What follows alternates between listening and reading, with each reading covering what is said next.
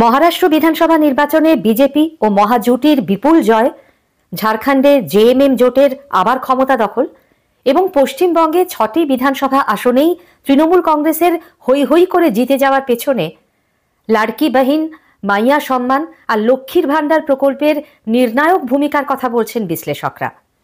কলকাতা বিশ্ববিদ্যালয়ের ইতিহাসের অধ্যাপক, রাজনৈতিক বিশ্লেষক কিংশুক চট্টোপাধ্যায় কি বলছেন?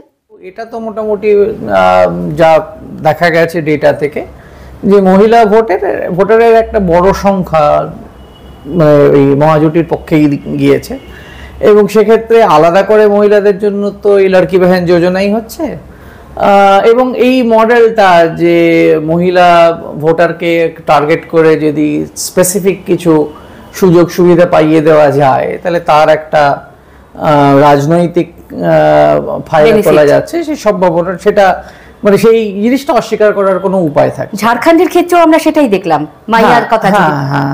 বাই এন্ড লার্জ ব্যাপারটা তাই দাঁড়াচ্ছে। এবং পশ্চিমবঙ্গে লক্ষ্মীর ভাণ্ডার, দীর্ঘদিন ধরে সেই একই জিনিস করছে।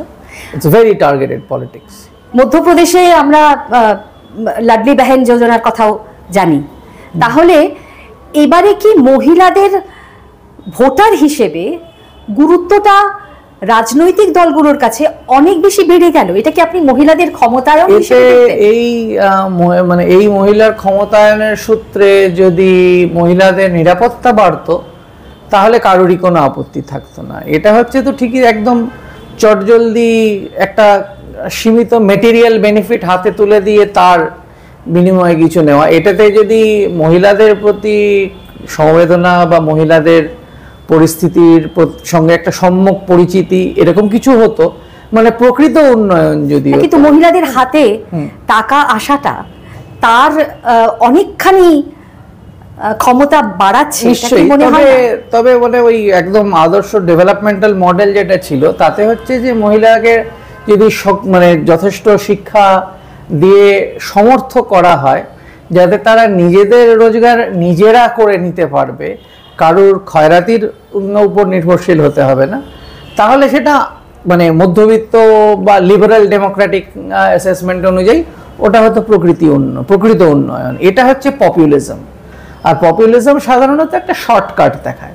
এবার জিনিসটা যেটা হচ্ছে যে রাজনীতিবিদরা শর্টকাটের জন্য করছে, এ থেকে মহিলাদের অ্যাকচুয়ালি লাভ হচ্ছে, কিন্তু মানে 70 বছর স্বাধীন থাকার পরে যদি এইভাবে মানে একটা একদম পোশাকি কিছু একটা টোকেন একটা উন্নয়ন করে, প্রতীকী একটা উন্নয়ন করে যদি মহিলাদের ভোট নিতে হয় তাহলে রাজনীতির ধরনটা নিয়ে খুব একটা ভালো কিছু বলার থাকে না। মহিলাদের সাময়িকভাবে লাভবান মহিলারা নিশ্চয়ই হচ্ছেন, কিন্তু এই ডেভেলপমেন্টাল মডেলটা মানে রাষ্ট্রীয় কোষাগারের পক্ষেও খারাপ, মহিলাদের আত্মমর্যাদার পক্ষেও খারাপ।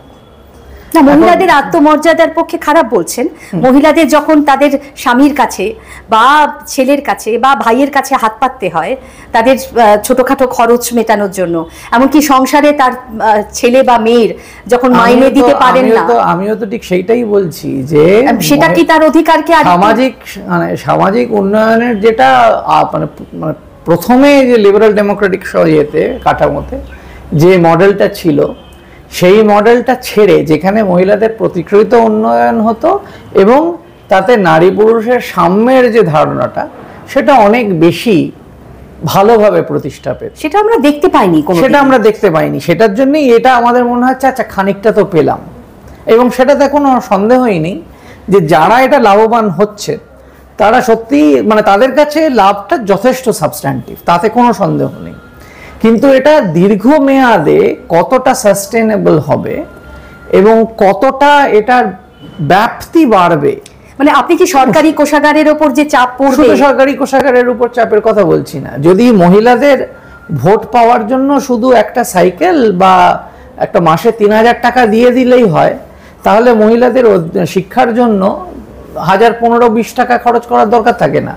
নতুন করে কলেজ তৈরি করার দরকার নেই, ইউনিভার্সিটি তৈরি করার দরকার নেই, মহিলাদের শিক্ষিত করার দরকার নেই, শুধু মাসের শেষে টাকা দিয়ে দিলেই হলো।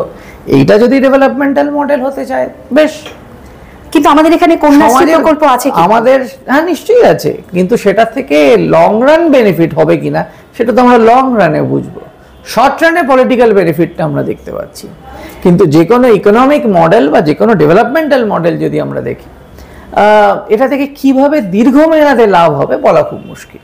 পাবলিক ট্রান্সপোর্ট নেই, সাইকেল আসছে, পরিবারের রোজগার নেই, লোকে চাকরি পাচ্ছে না, সবাইকে কনস্ট্রাকশন ইন্ডাস্ট্রিতে নেওয়াচ্ছে, অটো চালাচ্ছে, যাতে বেশি দূরে তারা উঠতে পারবে না সবাই যেখানে জানে, সেখানে আরেকটা বাড়তি রোজগারের যদি একটা পথ খুলে যায় তাহলে লোকের নিশ্চয়ই সুবিধা হয়। কিন্তু এটা দীর্ঘমেয়াদে ধরে রাখতে না পারলে, যদি আজ থেকে একটা প্রজন্ম পরে মহিলারা শুধু সরকারি কোষাগারের থেকে পাওয়া ডোলের উপর নির্ভর করে বসে থাকেন, তাহলে নারী মর্যাদার জন্য সেটা কি খুব ভালো হবে?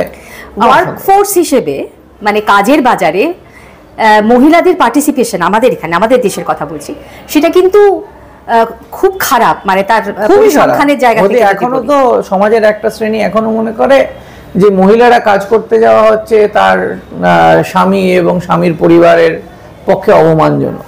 এটা একটা সুরক্ষার দিক আছে, আরেকটা হচ্ছে সুরক্ষার দিক, এবং সরকার এই দিকগুলো অ্যাড্রেস করছে না।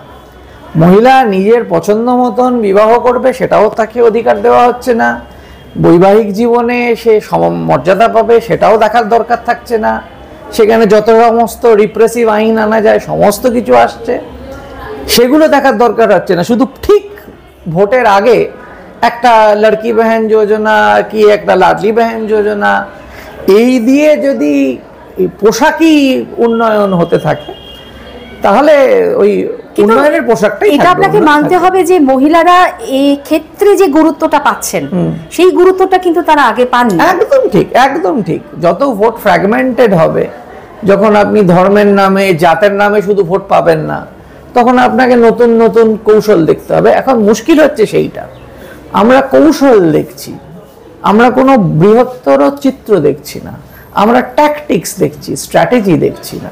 যারা মানে বেনিফিশিয়ারি, যারা লাভার্থী এখনকার ভাষায়, তাদেরকে আমি কোনো একদম খাটো করতে চাইছি না, তাদের অসহায়তার সুযোগ নিচ্ছে রাজনৈতিক দলগুলি, এবং এরপরে এটাই একটা মডেল হয়ে দাঁড়াচ্ছে মনে হয়, এবং সেইখান থেকেই আশঙ্কার শুরু।